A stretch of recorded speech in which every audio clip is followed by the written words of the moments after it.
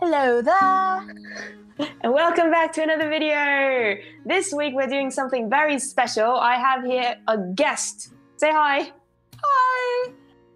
This is my good... Go ahead. No, this is my good friend fanastyfinder. We've been online friends for around 4 years now, and we decided to make a collaboration video. Yes, we are very old. We've known each other for a very long time. It doesn't really feel that way though. Yeah, but we both have been on YouTube for a little bit and making speed paints, and we decided that we should do collaborations on YouTube because we send each other little art packages all the time. All the time. That's the main definition of our friendships. It's just art attacks in the mail. Yes, and it's fantastic because we can force each other to make all the artwork all the time of our characters. Yes. All the love. I really do love your characters though. I want to see more of yours. Well, you'll get to see them plenty, I'm sure. But yes. So yeah, you want to talk about what we did today? All right. So since it's our first collaboration, we were throwing out a couple different ideas of things that we could try to do, and I came up with a suggestion to give each other 3 things, and then the other person would have to do an illustration based on those 3 things. Because we're evil and we can't be nice to each other. You know, we had to pick one of the hardest things ever. So I like to say that I challenged your imagination and you invited my creativity, but both of us kind of were trying to really not be nice with the things that we gave each other. That's such a beautiful way to put it, but actually it's just we wanted to be evil. Yes, very evil. So do you want to tell everyone what were the things that you gave me to draw? Okay, so I decided to do goth, and then I was like, what's the thing farthest from a goth? Rainbow. And then my third word, I was just looking around, and in my living room, there are some paper lanterns. So my 3 words were paper lantern, goth, and rainbow. And I was like, this sounds terrible. Here you go. And I was like, thank you very much. I hate you, and I regret all our friendship. Ha ha ha ha ha. No, but so I kind of ended up just stumped for a while on what to do, because goth and rainbow were so different. Where was I going to fit a paper lantern? But then I was also thinking my brother had just gotten a tattoo that week, the week that you gave me these prompts. I was like, oh, tattoos! I have a gothic tattoo artist and tattoos can look good rainbow. So the basic concept of this illustration is my tattoo artist Graham, and he's getting extra gothed up. He's not usually this intensely goth, making a rainbow lantern tattoo. Another character, so... Yeah, is this an actual OC, or is this just a random person getting a tattoo like a client? Well, originally it was a random person, but then I remember that my friend Saf, she has this character, his name's Akaoto, who's covered in tattoos, and she has his in-world universe, but then she has a separate universe for them where they're all Yakuza. So I figured that this huge back tattoo that had lots of rainbows and colors and things could, in some form of alternate universe be, considered a Yakuza-style tattoo. Okay. Yeah, so I decided to end up turning him, the guy getting tattooed, into my friend's character, Akaoto. And she was actually drawing him on the same day. We didn't plan this, but she was drawing him on the same day, and she was adding, extra arm tattoos. So I was just, texting her on and on about, send me more photos of his arm tattoos. Well, and also, I didn't even think about this, because one of my characters, Theo, is a tattoo artist as well, and so that would be a really cool, not collaboration, but a crossover if the 2 of them were doing things, like Chrome and Theo. Yeah, that would actually, that was one of my first thoughts when I met your character, Theo. It's like, oh, I wonder how she and Chrome would get on.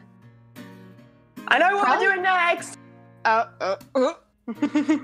That's going to be very interesting. It'd be kind of cool if they switched tattoos. Like an outfit swap, but a tattoo swap. Oh my gosh. Theo is completely covered in tattoos though.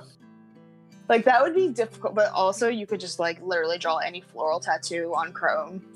And the thing is, it would be so funny because he's really good at organic stuff, but he's also not flowery at all. Right. And he has... where Theo's is completely black and white. Yeah, I'm so excited. We have to do that at some point. Yes, we'll put it on the very, very long list of things to do. I have such a long video idea list. It's terrible because like we've been like planning this for at least a month, and me and my crazy life have been postponing this video forever and always. But yeah, what was it? 3 words, and we wanted to do it traditionally. And right now you were finished the sketch and just kind of lining it right now, right? Yeah, I'm lining it because it's goth. I also wanted to do some like black fills. So the black fills is just a t-shirt to push the goth, but I didn't do any black fills to Akaoto. And yeah, afterwards I'm going to be coloring it with color pencil, and then at the end I'm going to be cheating a little bit. But yeah, this was my first time actually recording with my new camera setup for traditional stuff. This is a good angle, and I like that you can see some of your stuff around the edges. Like, it just makes it more organic. It was really, really messy. I think I sent you a photo. Or was that the other time I did send you a photo of the time I was doing this with my room just a complete mess full of art supplies everywhere. Well, it was like photoception because I could see like your camera setup, but you were taking a picture of your camera setup, I think, with the camera. I think at one point you're going to see me with my cell phone just go into the frame and take a photo. Yeah, just wait for it. It didn't make it in the edit, you know. Oh, there I was. I went back after I did the lines to sketch some of the tattoos and stuff on Akaoto, and I didn't know if I was going to actually line them or just like color them straight up, but he has like this dragon going around his arm, his forearm, so I was inking that in. And then the paper lantern, finally. Was it hard figuring out like what the dragon would look like around someone's arm when you don't have a full reference for it? Sort of, but at the same time, that was exactly the point where Saf was doing a very detailed version of that same dragon, but she was doing it from the front. And so I didn't really have to do the dragon's face. I just got to do like a little tube with little scales, and it's kind of tiny. So once I put in the color for it, it'll read a lot more as a dragon, but I really wanted the focus to be the paper lantern rather than what's on his arms. Yeah. But I did think that he needed a little bit more tattoo somewhere else to like balance him out. Yeah, because this is a pretty impressive first tattoo. If that's what it was. That's kind of like how I got my tattoo. It's like, let's make it giant and let's make it colorful. And she's like, this is your first tattoo, right? I'm like, yeah, let's do it. Also, so my brother, he got a tattoo around the same spot, I think on the opposite side from where you did. And he's got a couple of other ones, but he definitely said that the rib cage was like the worst thing ever. So I take back anything I said about like, oh, but the neck is so hard and the ankle is so hard. No, definitely ribcage, you win. I mean, I didn't cry, but I'm sure your brother cried. Actually, he didn't. He just goes kind of numb. But no, actually, I wasn't there for the ribcage one. I was there for every other one. Well, did you cry with any of your tattoos? No, I didn't. I felt very much like crushing something in my hands, but not crying. My ankle. So I have a tattoo around my ankle, and there's 11 X's around my ankle that make up the tattoo. There's 3 particular X's that are the problem children, which I'm not friends with. The rest of the X's, they're my babies. I love them. But the 3 ones that are the one in the back, and then the 2 little juts of my ankle bone, those were the ones that were not my friends. My next tattoo is going to be my ankle, and it's going to be the outside of the ankle, though, so it's not going to, it is going to kind of hit that. Whoopsie. It's going to hurt, but it's not going to hurt as much as your ribcage, I don't think. It's going to be worth it. See, we're very impressive people not crying to tattoos. Yeah. Pain is for the weak. Pain is for the weak. Crying is for the people who actually have emotions, not us. Ooh, look at you all fancy zooming in on Chrome. Yeah. I just really wanted to show the detail because I have this colorless blender for my pencil crayons, and I think it makes like a really huge effect. So, oh wait, no. See, there's the colorless blender. I thought I would stay zoom in for that, but apparently not. Did you only use colored pencils for this? Until I cheated with Photoshop, yeah. Yeah.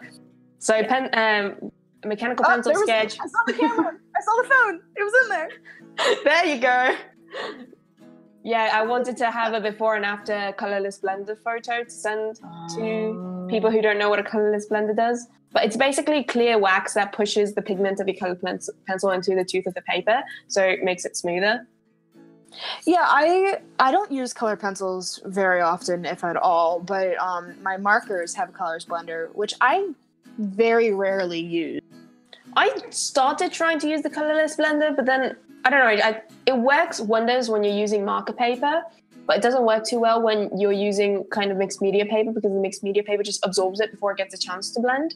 And it doesn't work also when your other markers dry. And again, mixed media paper really your ink, so you don't get a chance to blend it. Yeah, I would think that it would work a lot better with colored pencils. I don't know. But it also depends on how much patience you have, because I should have used colorless blender on Akaloto's pants, on Chrome's shirt and Chrome's pants, but I didn't, which is also why Photoshop to the rescue. Well, I kind of like the stark I can't talk because, you know.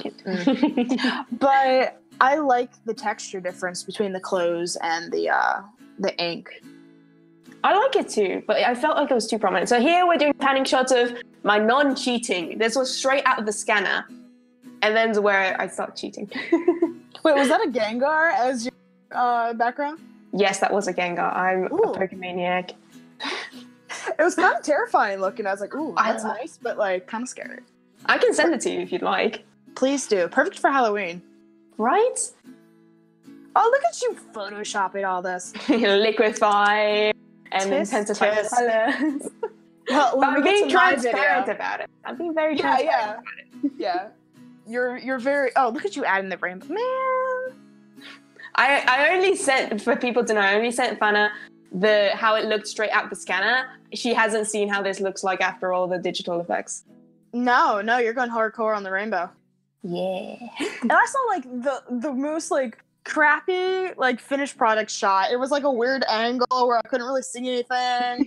Whereas I like made a nice like picture, like Instagram worthy picture to send you. Yeah, you did even 2 pictures. So you have like the close up and then the zoomed out. They're perfect for Instagram. I think you're probably going to use those exact photos for when you do put it on Instagram. Yeah, when that happens someday. When someday, somewhere over the rainbow. Yeah, but see, it's a little bit like, you can do mixed media like this. You can do like people think like, oh, that means like watercolors and markers. Like mixed media also means that it could be traditional and digital art. Yeah, I really like mixing traditional and digital, where you still have a very traditional feel, but you get to kind of, especially things that I did at first, like the Liquify tool, where I fixed, because the way Chrome's head had been shaped, I kind of blame on the fact that I was recording and I couldn't really get a straight down angle at looking at it when I was sketching. So it ended up being a bit warped. But when you're, in Photoshop, you get a chance to see your proportions more clearly and you get to like fix them quickly with the Liquify tool. Yeah, like use different tools, experiment, and you can make your art even better. Like if you have an opportunity to fix something that you don't like, why don't people use that? It's kind of like people who don't use references. Yeah, I'm not really fond of people who like want things to look realistic but then refuse to use references. I don't really get the thought process in that. Mm-hmm. Yeah, I'm like, we're trying to make art and we're trying to make it look beautiful and it's great. Great. Wait, we're artists, we're good at this. We know how things look and how tools work. Art is 80% like making up as you go along. Yeah, happy accidents. Bob Ross. The number of happy accidents that I've had in Inktober. At least you're doing Inktober. I'm very impressed. Slow clap right here. Oh, well, thank you very much. It's been hard work, but it's good to look back on, and it's keeping me sane because school is a chaotic nightmare. I think the only Inktober I'm doing is actually my video. It still works really good for Inktober, though. That's what I told you when I first saw it. Absolutely. The video's almost over. We got like 30 seconds left probably or something like that. So what are the final words? Well, thank you very much for doing this collaboration with me. I love your little storm cloud with the rainbow, and I think this was an amazing idea to do for my 3 words and my evilness. And thank you very much for doing this collab with me. Everyone make sure you check out FANA'S channel to watch her video where I gave her some very nasty words and she had to make something. All right, bye guys. Thank you very much for watching and I'll see you next week.